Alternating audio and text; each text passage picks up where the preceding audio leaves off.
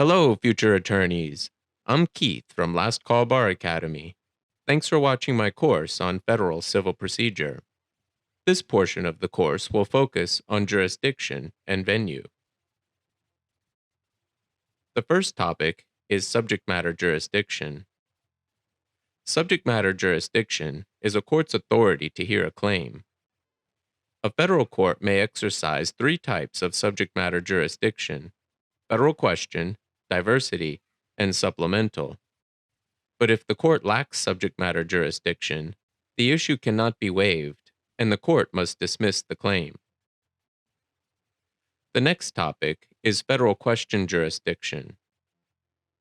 Federal question jurisdiction is a type of subject matter jurisdiction that a federal court may exercise when the claim involves federal law. The well-pleaded complaint rule states that a federal court has federal question jurisdiction if the claim, as pleaded in the complaint, arises under federal law. But federal question jurisdiction cannot be based on a defense or a counterclaim. Next, we'll discuss the phrase arises under. A claim must arise under federal law for a federal court to exercise federal question jurisdiction. A claim arises under federal law if the claim raises a central issue involving a federal statute, the U.S. Constitution, or a federal treaty.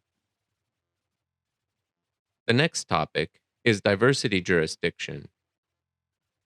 Diversity jurisdiction is a type of subject matter jurisdiction that a federal court may exercise when the parties are not citizens of the same state. Diversity jurisdiction applies when a claim arises under state law, which means there's no federal question jurisdiction.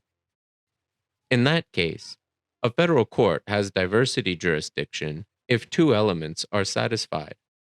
First, there is complete diversity of citizenship, and second, the amount in controversy is greater than $75,000. The next topic is complete diversity of citizenship. Complete diversity of citizenship is required for a federal court to exercise diversity jurisdiction. There is complete diversity of citizenship if the plaintiff and the defendant are not citizens of the same state when the case is filed. But complete diversity is lacking if any plaintiff shares a state of citizenship with any defendant at the time of filing. Next, we'll discuss the amount in controversy. The amount in controversy is the sum demanded by the plaintiff in good faith, which must be greater than $75,000 for a federal court to exercise diversity jurisdiction. A single plaintiff may aggregate or combine two or more claims to satisfy the amount in controversy if the claims are asserted against a single defendant or multiple defendants that are jointly liable. But the amount in controversy cannot be satisfied by aggregating the claims of multiple plaintiffs. The next topic is citizenship. State citizenship is relevant to the rules regarding diversity jurisdiction and general jurisdiction. The rule to determine a party's state citizenship depends on whether the party is a person, a corporation, or an unincorporated organization. The next topic is the citizenship of a person. A person is a citizen of the state where the person is domiciled, which means the state where the person resides, with the intention to remain indefinitely. The next topic is the citizenship of a corporation. A corporation is a citizen of one or potentially two states. First, the state of incorporation, and second, the state where the corporation's principal place of business is located, if this state is different from the state of incorporation. Next, we'll discuss the principal place of business. A corporation's principal place of business is used to determine the state citizenship of the corporation.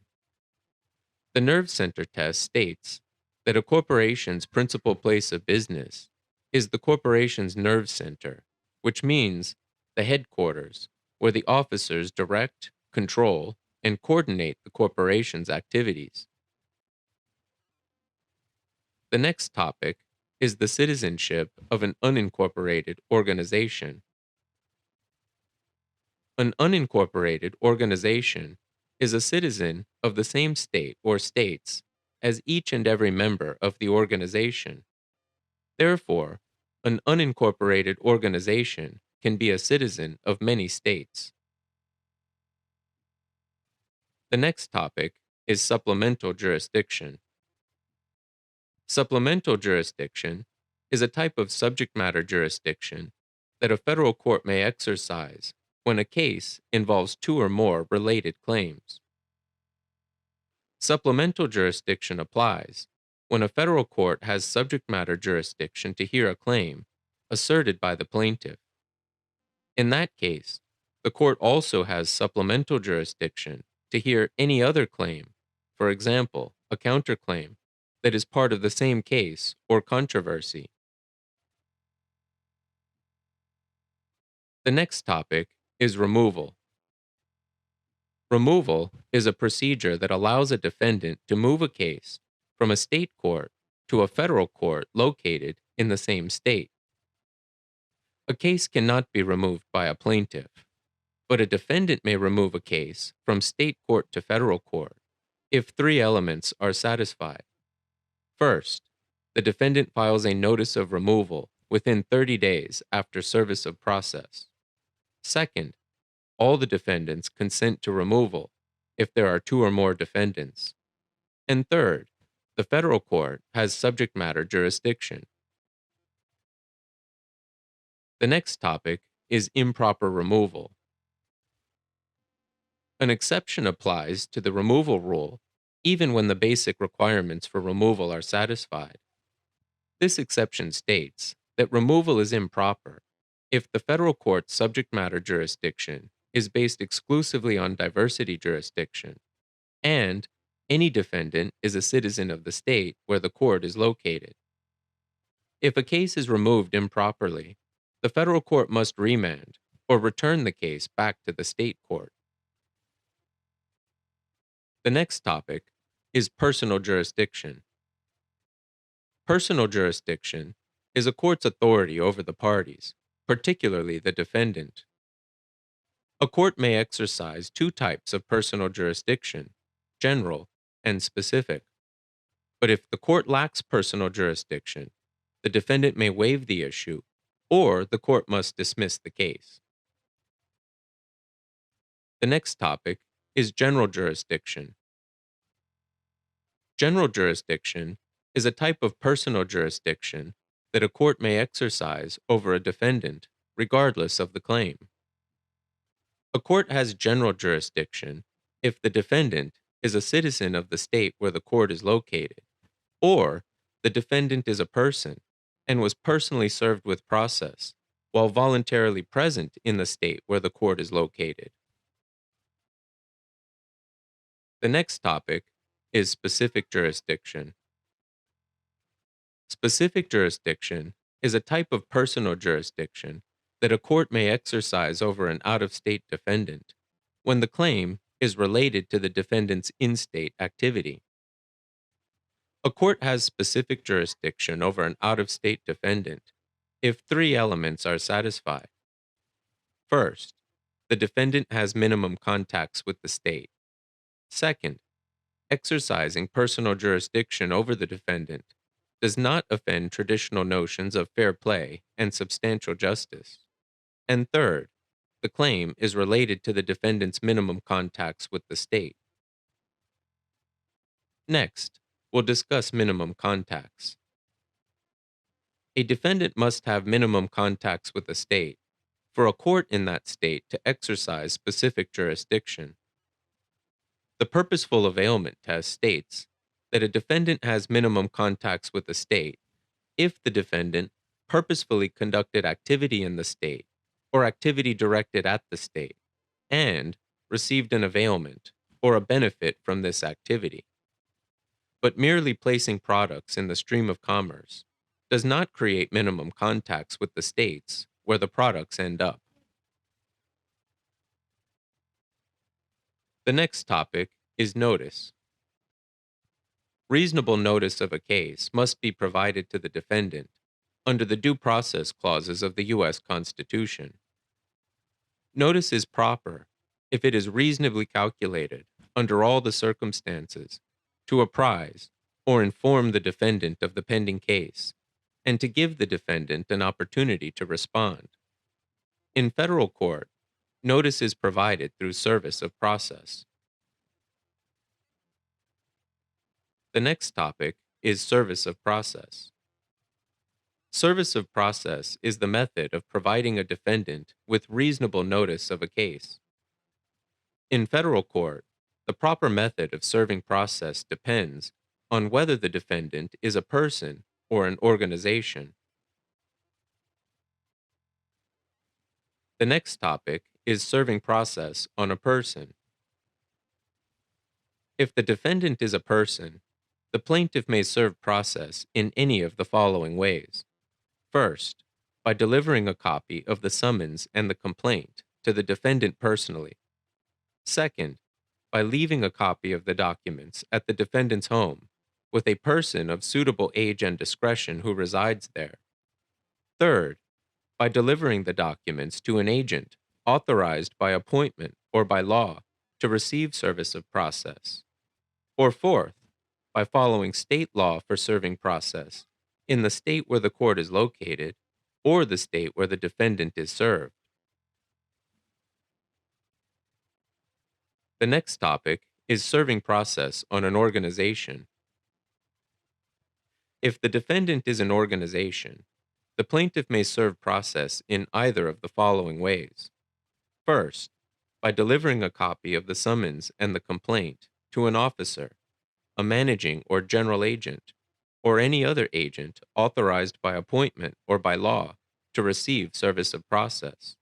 Or second, by following state law for serving process in the state where the court is located or the state where the defendant is served. The next topic is forum nonconveniens. Forum nonconveniens is a procedure that allows a federal court to dismiss a case when it should be heard in a foreign jurisdiction.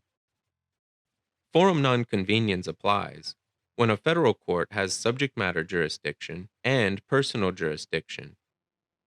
In that case, the court may dismiss a case for forum nonconveniens if two elements are satisfied. First, a court in a foreign jurisdiction is an adequate alternative to the federal court. And second, a balance of the public interests and private interests weighs heavily in favor of dismissal. The next topic is venue. Venue is a federal district containing federal courts. Each state contains one or more federal districts. Venue is proper in any of the following districts.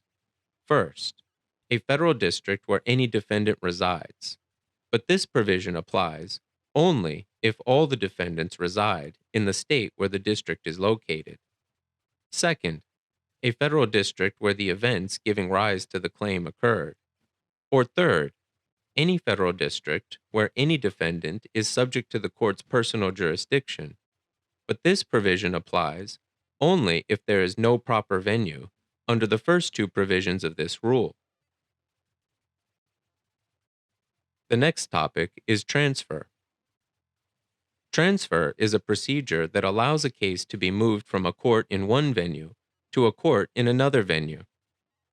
The rule for transfer depends on whether the original venue is proper or improper. The next topic is transfer from a proper venue. When venue is proper, the court may transfer the case to a court in another venue if four elements are satisfied. First, the transfer is for the convenience of the parties and the witnesses. Second, the transfer is in the interest of justice. Third, the new venue is proper. And fourth, the new court has personal jurisdiction over the defendant. The next topic is transfer from an improper venue. When venue is improper, the court may transfer the case to a court in another venue if three elements are satisfied. First, the transfer is in the interest of justice. Second, the new venue is proper. And third, the new court has personal jurisdiction over the defendant. But if the case is not transferred, the defendant may waive the issue, or the original court must dismiss the case for improper venue. The next topic is the forum selection clause. A forum selection clause is a contract provision that requires the parties to litigate any dispute regarding the contract in a particular court or jurisdiction. The procedure used by a federal court to enforce a forum selection clause depends on whether the original venue is proper or improper. The next topic is the enforcement of a forum selection clause in a proper venue. If the venue for a contract case is proper, but the contract contains a forum selection clause specifying a different venue, the original venue is still proper, and the court should not dismiss the case for improper venue. But the forum selection clause is a factor that weighs heavily in favor of transferring the case to a court in the specified venue. The last topic is the enforcement of a forum selection clause in an improper venue. If the venue for a contract case is improper, and the contract contains a forum selection clause specifying a different venue, the court may dismiss the case for improper venue or transfer the case to a court in the specified venue. Thanks for watching. If you liked this video, please click the like button and subscribe to our channel for more content.